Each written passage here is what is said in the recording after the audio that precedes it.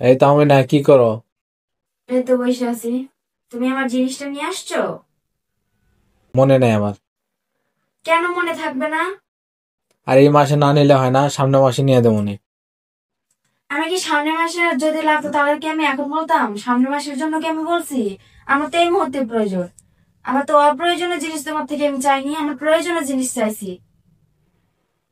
এই মাসে আমার হাতটা একটু শর্ট, সেটা তো বোঝা লাগবে নাকি?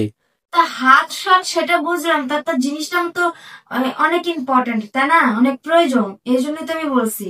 তাছাড়া তো বলতাম না। শুধু চাইলে তো হবে না, আমার মাসিক ইনকামটা তো দেখা লাগবে। আমার ইনকাম 10 টাকা, তোমার চাহিদা হইতেছে 20 টাকা, তাহলে আমি কিভাবে এনে দেবো বলো? আচ্ছা তুমি বলো তো, আমি কি তোমার থেকে কোনো জিনিস অপ্রয়োজনে চাই? যে জিনিস লাগবে ওই জিনিস লাগবে, অপ্রয়োজনীয় জিনিস চাই? আশ্চর্য কথা তো। আমি জানি তোমার ইনকাম কত, আমি জানি এটা।